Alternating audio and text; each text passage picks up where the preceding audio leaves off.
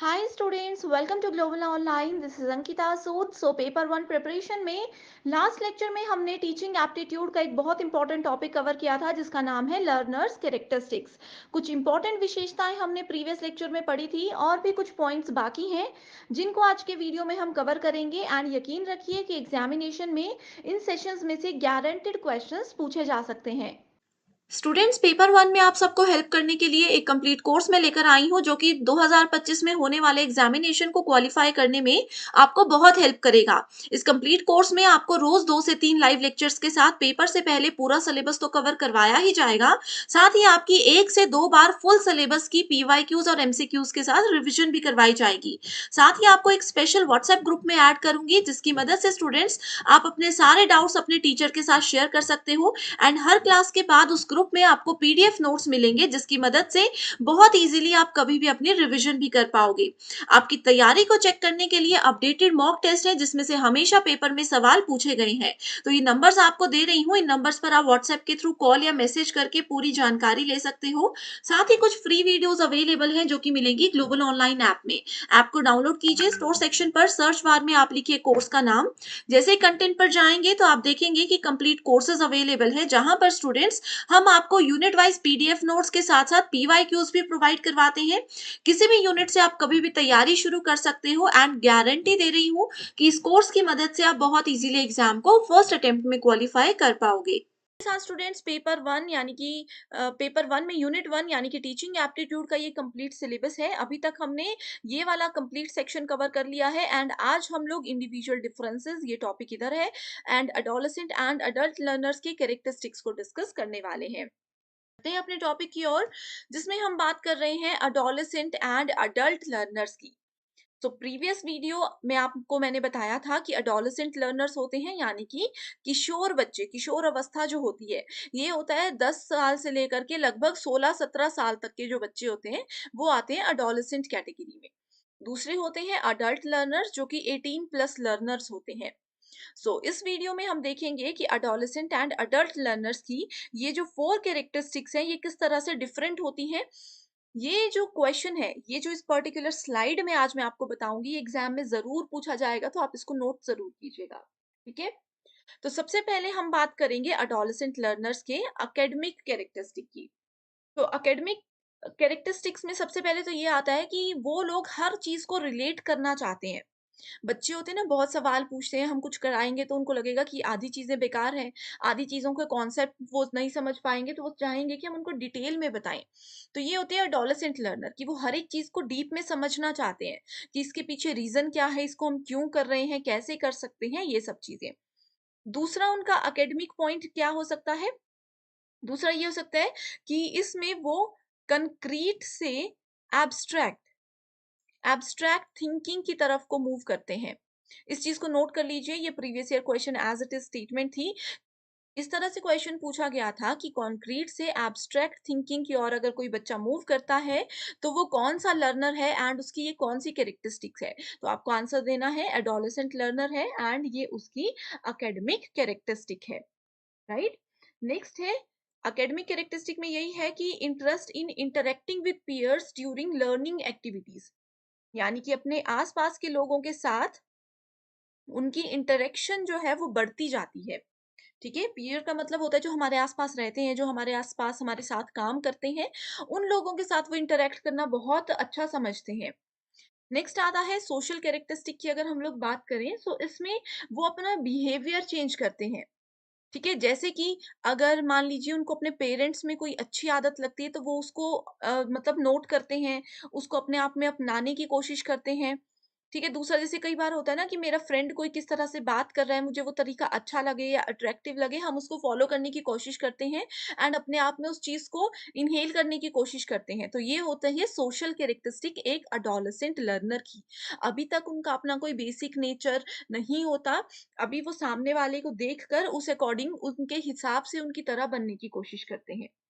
Simple language में अगर बोलूं तो we try to copy the behaviour of people around us. Next social characteristic हो सकता है इस एज में हम क्या करते हैं, अपनी सोशल पोजीशन यानी कि अपनी एक सोशल इमेज बनाने की कोशिश करते हैं। इस एज में ज़्यादातर स्टूडेंट्स को ये रहता है कि यस हम स्कूल जाएँ तो सब हमें जानते हों, सब हमसे अच्छे से बात करें। ये जैसे मूवीज़ टाइप होता है ना, उस तरह से वो चाहते हैं। तो एक सोशल इमेज उनकी अच्छी होनी चाहिए। इस एज में तभी होता है कि स्टूडेंट्स को अगर कोई डाँट दे सबके सामने तो वो बहुत बुरा मान जाते हैं, क्योंकि उनको ऐसा लगता है कि हमारी इमेज खराब हो रही है, हमसे लोग अच्छे से बात नहीं कर पा रहे हैं, तो ये सब चीज़ें रहती हैं, ठीक है? नेक्स्ट है adolescent learners love to make groups with people having some background और mentality, यानी कि कुछ सेम बैकग्राउंड और मेंटालिटी के लोगों के साथ वो अपने ग्रुप्स बनाने लग जाते हैं। इस तरह से इनकी दोस्ती और इस तरह से चीजें जो है ये कनेक्ट कर पाते हैं। राइट। नेक्स्ट कैरेक्टरिस्टिक है that is emotional characteristic. So emotional characteristics में मूड स्विंग्स बहुत आते हैं इस एज में बच्चों के। तो चाहे क्लास में हो, ऐसा होता है ना कि थोड़ा सा भी टीचर ने क्लास में स्टूडेंट्स को कुछ बोल दिया तो वो बहुत गुस्सा हो जाएंगे, वो बहुत इरिटेट हो जाते हैं। तो ये सारे आते हैं उसके इमोशनल कैरेक्टरिस्टिक में। तो ये एग्जाम में क्वेश्चन पूछा गया था कि अगर किसी बच्चे को आप क्लास में पढ़ा रहे हो, किसी बच्चे को मूड स्विंग्स हो रहे हैं, वो छोटी-छोटी बात पे इरिटेट हो रहे हैं, आप उनको पढ़ा रहे हो, जो भी कर रहे हो वो इरिटेट हो रहे हैं, तो वो कौन से लर्नर की कौन-सी कैरेक्टरिस्टिक है? तो ये एडोलेसेंट लर्नर की इमोशनल कैरेक्टरिस्टिक के अंदर आता है। ठीक है? एंड इमोशनली वो जो है काफ़ी वीक होते हैं इस टाइम पे, उनकी एनर्जी लेवल बहुत हायर होता है and they want to release that energy. ठीक है? हाई एनर्जी होती है एंड इससे ये बड़ी गंदी एक्टिविटीज़ में भी पड़ जाते हैं। एक आपने भी सुना होगा कि एक एज होती है बिगड़ने की और सुधरने की, जो उस एज में बिगड़ गया, वो बिगड़ गया। तो ये वो इमोशनल कैरेक्टरिस्टिक होती है एडोलेसेंट लर्नर्स की। ठीक है? कि वो इस एज में एनर्जी हायर होती है, कहीं पे उस एनर्जी को यूज़ करना चाहते हैं, सो वो बैड एक्टिविटीज़ में भी इन्वॉल्व हो जाते हैं। नेक्स्ट आती है कॉग्निटिव एबिलिटीज, जो कि बहुत ही ज्यादा इंपॉर्टेंट है। कॉग्निटिव एबिलिटी जो होती है एक अडोलेसेंट लर्नर की, वो ये होती है कि वो अ, किसी भी कॉम्प्लेक्स चीज अगर हमारे सामने आ जाती है तो उसको समझने की कोशिश करते हैं, उसको ज्यादा जानकारी लेने की कोशिश करते हैं उससे रिलेटेड। ठीक है? जैसे कि बहुत फेमस होना चाहते हैं। इफ अ कैट क्रॉस, जैसे एक होता है ना, आपने सुना होगा कि अगर एक बिल्ली रास्ता काट जाती है, एक बिल्ली अगर रास्ता काट जाती है तो वो अशुभ होता है। इस तरह की बहुत सी बातें आपने सुनी होंगी, हालाँकि ऐसा कुछ होता नहीं है, लेकिन हो मानते हैं लोग। तो ये होती है कॉग्निटिव मतलब मेंटल एबिलिटी। तो उन्होंने ये बातें घर पे सुनी है एंड वो उन सुनी-सुनाई बातों को अभी ध्यान में दे रहे हैं, ठीक है? एंड उस अकॉर्डिंग ही उनका बिहेवियर धीरे-धीरे बनने लग जाता है। तो ये होता है कॉग्निटिविटी के अंदर उनकी। So every adolescent learner for such things and started questioning. ठीक है? फ़ोकस करते हैं ये इस तरह की चीज़ों पे एंड उससे रिलेटेड क्वेश्चन्स पूछने लग जाते हैं। अब जैसे उनको कोई बोलेगा कि हाँ, जब बिल्ली रास्ता काट जाए तो आपने आगे नहीं बढ़ना, आपने यहीं पे रुक जाना है, राइट? लेकिन वो पूछेंगे ऐसा क्यों होता है, क्या होता है, किसने बनाया, ये बेकार की चीज़ें हैं। लेकिन कहीं न कहीं उनके माइंड में ये बात आ चुकी है एंड वो उस चीज़ पे फ़ोकस करने लग चुके हैं। एंड वो कहीं न कहीं जब बिल्ली रास्ता काटेगी तो वो रुकेंगे एंड इस चीज़ पे ध्यान देंगे ही देंगे। ठीक है? तो ये होती है एक एडोलेसेंट लर्नर की कॉग्निटिव कैरेक्टरिस्टिक। ये जो है इम्पेशेंट होते हैं, बिल्कुल भी पेशेंस नहीं होता है and they have ability to do self reflective, that means they implement everything. यानी कि जो उनको अच्छा लगता है वो उसको इमोशनल कैरेक्टरिस्टिक के अंदर इम्प्लीमेंट तो करते हैं अपने आप पे, उस चीज को अडॉप्ट तो कर लेते हैं। एंड कॉग्निटिविटी में ये होता है कि वो अपने माइंड में उस चीज को इतना सेट कर देते हैं कि उसकी वजह से उनका ये एक परमानेंट नेचर ही बन जाता है। तो ये होती हैं 4 कैरेक्टरिस्टिक्स एक एडोलेसेंट लर्नर की, ठीक है? सो एक एडोलेसेंट लर्नर की 4 कैरेक्टरिस्टिक्स है। अब हम लोग बात करने वाले हैं किसकी? अब हम लोग बात करेंगे एडल्ट लर्नर के 4 कैरेक्टरिस्टिक्स की। सो यहाँ पे स्टूडेंट्स, 1 सेकंड। अडल्ट लर्नर्स क्या होते हैं? 18 प्लस होते हैं, यानी कि समझदार बच्चे होते हैं। जैसे कि एडोलेसेंट में उनको समझाना पड़ता है, हर एक चीज़ को पढ़ाना पड़ता है डिटेल में, लेकिन जब आप अडल्ट हो जाते हो तो आप लोगों को हर एक चीज़ को डिटेल में नहीं बताना पड़ता। उनके पास क्या होती है, एक बिग पिक्चर व्यू रहता है कि वो क्या करना चाहते हैं। कहीं न कहीं वो डिसाइड कर चुके होते हैं एंड वो फ्यूचर में क्या करना चाहते हैं, उस चीज़ में वो एंटर हो चुके हैं। It require big picture view of what they are learning and they need to know how small parts fit into large landscape. यानी कि adult learners know how to get big things if we start preparing today. इस age में हमें पता होता है कि आज अगर हम पढ़ने लगेंगे तो आने वाले 1 से 2 साल में हम किस लेवल पे पहुँच जाएँगे, हम क्या-क्या कर सकते हैं, कहाँ-कहाँ तक पहुँच सकते हैं। तो ये चीज़ें बहुत होती हैं, ठीक है? एंड इसके साथ ही एकेडमिक की बात करें तो ये होते हैं रिज़ल्ट ओरिएंटेड, यानी कि इनको अच्छे रिज़ल्ट चाहिए होते हैं एंड ये रिज़ल्ट पे इतना फ़ोकस करते हैं, रिज़ल्ट का इनको इतना वो रहता है कि अपना जो हार्ड वर्क है वो अच्छे से करते हैं, जो काम है वो अच्छे से करते हैं। ठीक है, they are result oriented, that means they have specific expectations for what they will get out of learning activities, and if they know that they can't achieve that goal then definitely they will give up. तो एक level पे ऐसा होता है कि adult learners को पता होता है कि नहीं हम ये नहीं कर पाएंगे, तो वो इजीली उसको छोड़ के दूसरी तरफ मूव भी कर सकते हैं, क्योंकि उनको पता है कि कौन-सी चीज़ उनके लेवल की है, कौन-सी चीज़ उनके लेवल की नहीं है एंड किससे उनका फ्यूचर ब्राइट हो सकता है, किस चीज़ से उनको नुकसान भी पहुँच सकता है। अब बात करते हैं इनके सोशल कैरेक्टरिस्टिक की। तो सोशल कैरेक्टरिस्टिक में क्या होता है, there is no need to control and direct the adult learners. इनको डायरेक्ट नहीं करना पड़ता, ये समझदार होते हैं, क्योंकि जो एडोलेसेंट से बढ़िया निकल गए, वो आगे बढ़िया ही चलते हैं। तो पेरेंट्स को भी इतना उनको कंट्रोल नहीं करना पड़ता। आपने देखा होगा, जब तक हम लोग स्कूल में होते हैं, जब तक हम स्कूल में होते हैं तो कितना टीचर्स हमें डायरेक्ट और कंट्रोल करके रखते हैं। लेकिन जब हम कॉलेज में पहुँच जाते हैं, स्पेशली मास्टर्स में पहुँच जाते हैं, तो आपको पता है कि उधर टीचर्स हम पे इतना ध्यान भी नहीं देते, क्योंकि उनको पता है कि बच्चे अपना अच्छा और गलत समझते हैं। ठीक है? सो इस तरह से रहती हैं ये social activities and they prefer a learning community with whom they can interact and discuss questions and issues. ठीक है? इस एज में सभी चाहते हैं कि सब हमें रिस्पेक्ट से ट्रीट करें, तो ये भी एक इम्पोर्टेंट स्टेटमेंट है। एग्ज़ाम में पूछा जा सकता है कि अडल्ट लर्नर्स की सोशल कैरेक्टरिस्टिक के हिसाब से ये स्टेटमेंट ट्रू है या फ़ॉल्स है। वो ये है कि इस एज में बच्चे चाहते हैं कि हमें रिस्पेक्ट से बात करें एंड वो एक कम्युनिटी में इन्वॉल्व होना चाहते हैं, ताकि लोग उनको पहचानें एंड वो किसी बड़े बात पे अगर डिस्कशन कर भी रहे हैं, तो उनसे बड़े एज के लोग, बड़े एक्सपीरियंस के लोग उनको जो है गाइड कर सकें। नेक्स्ट आती है फिर इनकी emotional characteristic. So emotional characteristic जो है इसमें दे prefer a sense of control and self direction. वो खुद से डिसाइड करना चाहते हैं, वो खुद से डिसाइड करना चाहते हैं कि हम कहाँ जाएँ, हम क्या पढ़ना चाहते हैं, क्या नहीं पढ़ना चाहते। उनको अपने इंटरेस्ट, अपने हॉबीज़ के बारे में पता चल जाता है। यानी कि प्लस 2 तक तो हमें पता है हमें कॉमन चीज़ें पढ़नी है, लेकिन कॉलेज लेवल तक हम लोगों को ये समझ आ जाता है कि मुझे जैसे कि आर्ट्स यानी कि ड्राइंग वगैरह चीज़ों में, आर्ट, ड्राइंग इन चीज़ों में इंटरेस्ट है, या फिर मुझे डॉक्टर बनना है, या फिर मुझे जो भी करना है, इंजीनियरिंग करनी है, तो कौन से फील्ड में इंजीनियरिंग करनी है। तो ये सारी चीज़ें हम अपने इंटरेस्ट के अकॉर्डिंग सेलेक्ट कर सकते हैं इस एज में। एंड लास्ट है कॉग्निटिव कैरेक्टरिस्टिक्स। इसमें क्या होता है, they take responsibilities for their own success और फेलियर। अब जैसे आप सभी अडल्ट लर्नर्स हो, ठीक है, आप लोग अगर इस समय पे फेल हो जाते हो, तो आपको पता है कि आप खुद रिस्पॉन्सिबल हो अपनी इस चीज के लिए। तो कॉग्निटिविटी होती है कि माइंड में उन्होंने ये चीज को रखा है कि वो क्या है, सेल्फ रिस्पॉन्सिबिलिटी लेते हैं हर चीज की, कि हम ही रिस्पॉन्सिबल है, चाहे अच्छा हो रहा है चाहे गलत हो रहा है। They are autonomous and self directed and they want to apply new knowledge and skill immediately.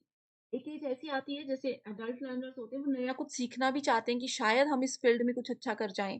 तो ये जो चाह से रिलेटेड एग्जाम्पल अगर एग्जाम में पूछे जाएंगे, तो आप लोग इजीली बता सकते हो कि अडल्ट लर्नर्स की कॉग्निटिव एबिलिटीज हैं, कॉग्निटिव कैरेक्टरिस्टिक्स हैं।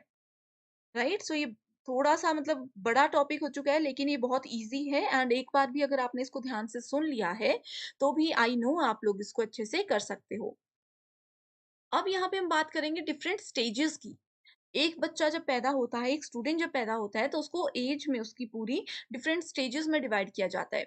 यानी कि बर्थ से लेकर के 2 साल तक के बच्चा, इस एज में उनको बोला जाता है सेंसरी मोटर स्टेज। ये बहुत ही ज़्यादा इंपॉर्टेंट है, एग्ज़ाम में पूछा गया है क्वेश्चन। ठीक है? सेंसरी मोटर स्टेज इसको बोला जाता है। सो इसके जो है कैरेक्टरिस्टिक्स ये है, the infant learns about the world through their senses and through their actions. तो जो बच्चा पैदा होता है वो अपने ऑब्जर्व करेगा अपने सेंसेस से, अपने पेरेंट्स को देख करके ही चीज़ें सीखता है, उसके आस-पास कैसा माहौल है वो वैसी ही चीज़ें सीखता है। During the sensory motor stage a range of cognitive ability develop, यानी कि उनका जो माइंड है, उनका जो मेंटल लेवल है वो बढ़ने लगता है, डेवलपमेंट स्टेज पे होता है।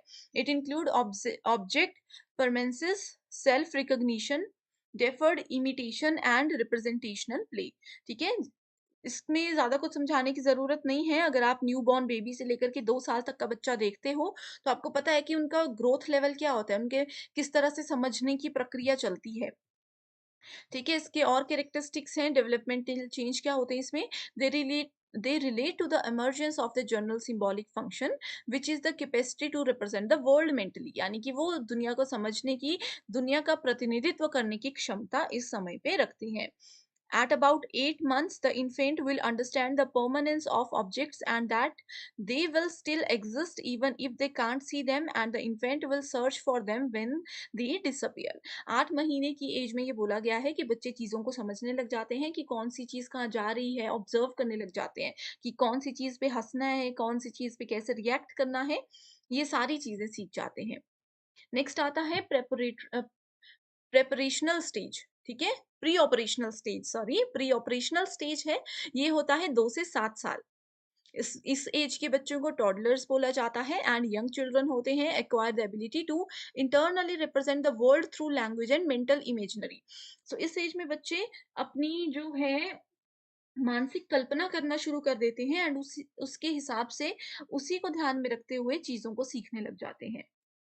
इतना ही काफ़ी है इसमें। नेक्स्ट है इसको भी आप लोग पढ़ सकते हो। नेक्स्ट आता है हमारे पास कंक्रीट ऑपरेशनल स्टेज। ये होता है 7 से 11 साल के बच्चे। इस स्टेज में क्या होता है, children begin to thinking logically about concrete events. ठीक है, सो इनके बारे में ध्यान से समझना वो शुरू कर देते हैं। आपको स्टूडेंट ज़्यादा याद नहीं रखना, आप क्या करो, एक तो नाम याद रखो कॉन्क्रीट ऑपरेशनल स्टेज, एज याद रखो 7 से 11। आपने ज़रूर इस उम्र के बच्चे देखे होंगे तो आप आइडिया लगा सकते हो कि वो कैसे काम करते हैं। प्री ऑपरेशनल स्टेज है 2 से 7 साल के बच्चे। ठीक है, इस तरह से याद रख लो। नेक्स्ट है फॉर्मल ऑपरेशनल स्टेज, 12 साल एंड उससे ज़्यादा के बच्चे वो क्या करते हैं, ड्यूरिंग दिस स्टेज हम अडोलेसेंट होते हैं, they can deal with abstract ideas, जो कि मैं आपको बता चुकी हूँ। ठीक है, they can follow the form of an argument without having to think in terms of specific. अब है आज का मोस्ट इंपॉर्टेंट टॉपिक जिसका नाम है individual differences. So individual differences यानी कि व्यक्तिगत मतभेद। ये क्या होता है, देखो, दो लोग हैं ए एंड बी, दो लोग डिफरेंट होते हैं, किसी भी पैटर्न में, किसी भी मैनर में डिफरेंट हो सकते हैं, उस चीज को बोला जाता है individual differences. Individual differences are found in all psychological characteristics, physical mental abilities, knowledge, habit, personality and character traits. इसको मैं एक एग्जाम्पल के साथ ही आपको बताती हूँ। ये है पर्सन ए, ठीक है, एंड ये है पर्सन बी। ठीक है, स्टूडेंट ए स्टूडेंट बी हम इसको बोलकर चलते हैं। अब इंडिविजुअल डिफरेंसेस बोलता है कि दो बच्चे, दो लोग आपस में अलग होते हैं। अब ये टॉपिक टीचिंग एप्टीट्यूड में इसलिए ऐड किया गया है ताकि आप लोगों को आप लोग पता कर सको कि दो बच्चे एक दूसरे से अलग हैं, तो हमें किसी को दूसरे के साथ कंपेयर बिल्कुल भी नहीं करना है। अब ऐसा हो सकता है कि स्टूडेंट ए जो है ये मैथ में बहुत अच्छा है, 100% भी स्कोर कर सकता है, लेकिन पर्सन बी जो है ये मैथ में बिल्कुल जीरो है, ये मुश्किल से 10% स्कोर कर सकता है, यानी कि हर बार मैथ में फेल होता है। इसका मतलब क्या है, इसका मतलब तो हम ये नहीं बोल सकते कि ए बहुत अच्छा है, ये लाइफ में बहुत अच्छा कुछ करेगा। वहीं दूसरी तरफ पर्सन ए जो है वो गेम्स में बिल्कुल भी इंटरेस्टेड नहीं है, लेकिन पर्सन बी जो है ये गेम्स में नेशनल और इंटरनेशनल लेवल तक खेल के आ चुका है, यानी कि 100% अच्छा है अपनी गेम्स वाले सेक्शन में। ठीक है, तो दो लोग हैं, दो क्राइटेरिया हैं, ये अपने आप में डिफरेंट हो सकते हैं। तो इंडिविजुअल डिफरेंसेस में यही होता है कि अगर दो स्टूडेंट्स हैं, एक स्टूडेंट आपकी क्लास में अच्छा रिस्पॉन्स नहीं दे रहा, उसका रिजल्ट बिल्कुल भी अच्छा नहीं आ रहा, तो आप उसको कभी भी दूसरे स्टूडेंट के साथ कंपेयर ना करें। ठीक है, क्योंकि हो सकता है कि उसको उस सब्जेक्ट में इंटरेस्ट ही ना हो, वो किसी दूसरे सब्जेक्ट में इतना प्रो चल रहा हो, इतना अच्छे से काम कर रहा हो कि वो बहुत अच्छा उसमें अपना फ्यूचर बना सकता है। ठीक है, सो यही बोला जाता है इंडिविजुअल डिफरेंसेस में। अब यहाँ पे एक तो जो डेफिनेशन मैंने बताई इसको याद रखो। एक एग्जाम में इस तरह से क्वेश्चन पूछा जा सकता है कि इंडिविजुअल डिफरेंसेस जो होते हैं उनको किस बेसिस पे डिवाइड किया जा सकता है। पहला है फिजिकल अपीयरेंसेस, कुछ भी हो सकता है, पर्सन ए कोई लड़की है वो बहुत ब्यूटीफुल है, ठीक है, जो बी है वो ब्यूटीफुल नहीं है, तो क्या है, उनका फिजिकल अपीयरेंस है, किसी की हाइट कम हो सकती है, किसी की हाइट ज्यादा हो सकती है, तो इस बेसिस पे उनको कंपेयर करना बिल्कुल गलत हो सकता है।